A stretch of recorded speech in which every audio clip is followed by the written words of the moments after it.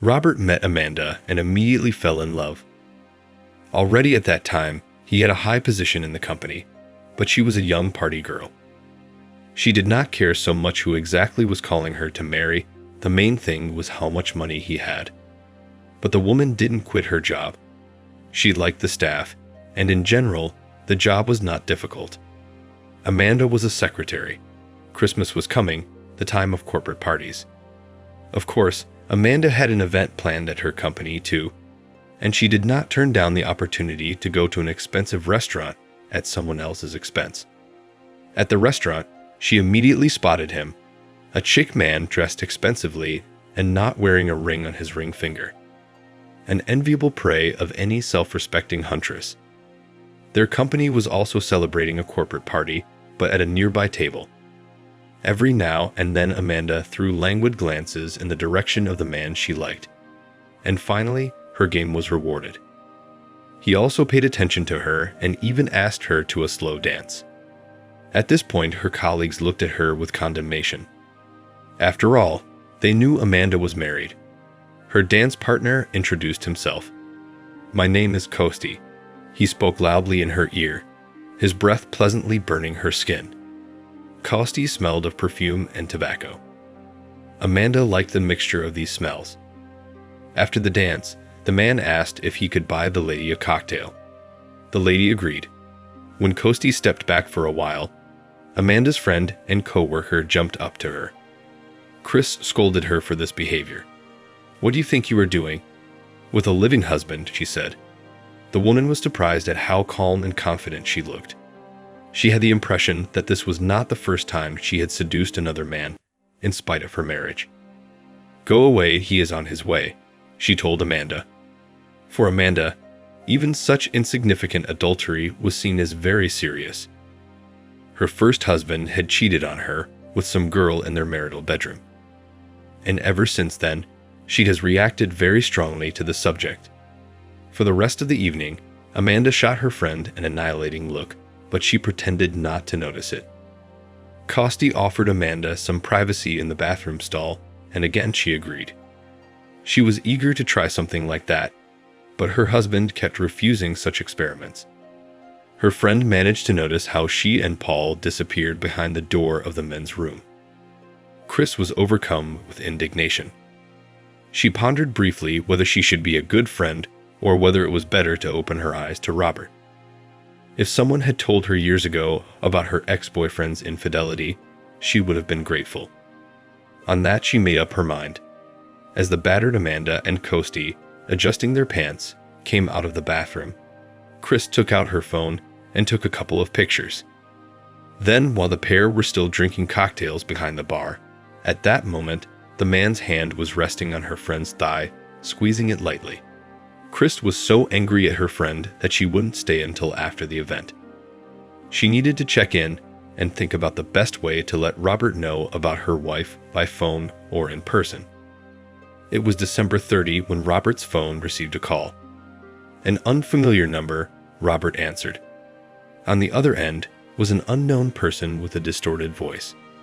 The caller suggested that Robert meet so that he could get something compromising about his wife. The man became furious and hung up. For an hour, he wondered what he should do. What if this was a prank that he would fall for when he arrived at the appointed place? Maybe it was a test of trust from his wife. In the end, he gave in. Curiosity overcame all his arguments. At the cafe, he realized at once who was waiting for him. At the farthest table sat a guy. Robert could not tell his age. He was dressed in a black hooded sweatshirt and had dark glasses over his eyes. There was a mug of coffee on the table in front of the young man and an envelope. The man crumpled in front of the entrance for a long time, hesitating to go inside. The waiters and customers looked at him askance, and he wondered what to do. "Hello." At last, he went over to the guy in the sweatshirt and sat down opposite him. He nodded. His insides were ablaze with anger and indignation, but he kept himself from showing more than 1/10 of his true feelings outside. The boy also silently slid the envelope toward him, and then left. There was still an untouched mug of drink on the table. The man put the envelope aside, the waiter approached him, and Robert ordered. Finally, he made up his mind and poured the contents of the envelope onto the table. He immediately realized who was in the picture. It was his wife, Amanda. Comparing her appearance to the decorations surrounding her, his spouse realized that it was a corporate party from a week ago. He looked over picture after picture, realizing what was in them. Robert was well aware that women like his sweetheart did not sit in one place for long. They always want variety, emotion, adrenaline. After 6 years of marriage, he could not give her all of this in full. To a certain extent, their family life was overtaken by routine and monotony. Looking at the pictures again, Robert suddenly realized who the author might be. He dialed Chris's number. The woman did not answer immediately, but only on the 5th call. He immediately sensed pity and sadness in her voice. He did not need to explain, but she admitted it anyway. "I sent you the photo. I thought you wouldn't guess," she mumbled into the phone. They talked some more and ended the conversation. Robert suddenly had a plan of revenge in mind, so he called his wife's friend back and asked her to send him the original photos. He chose the one where Amanda was best seen and drove to the print shop. He had to go around several departments and pay a lot of money for someone to fulfill his request, and it was a simple one. Amanda was returning home from the salon. On the way home, she saw something hanging on their front door, as if it were some kind of advertisement. She was indignant to herself as to why it was hung on the door, and parked. The closer she got to the entryway, the clearer the outline the banner took on. She realized who was depicted on it. Read the caption. It read the caption, in large letters, insulting her, and she felt sick to her stomach. God, how many people had seen this shame?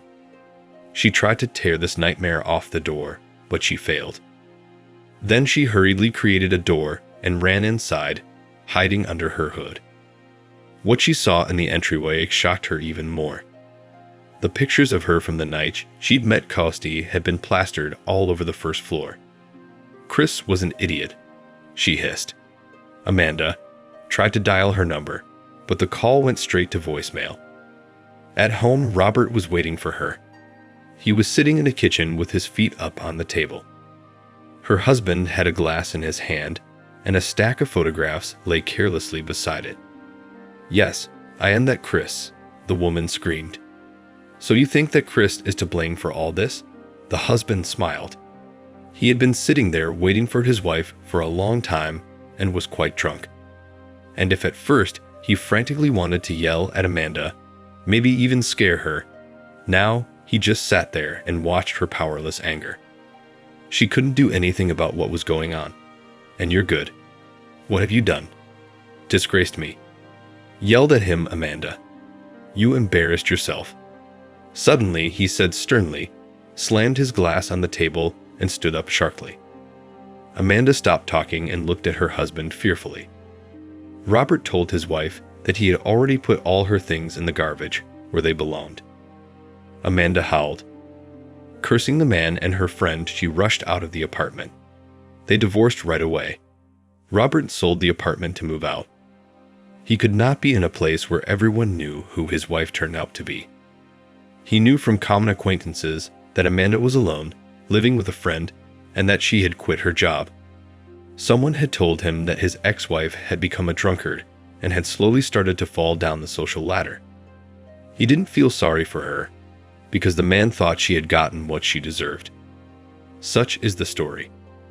Share in the comments what you think of this situation and the behavior of the characters.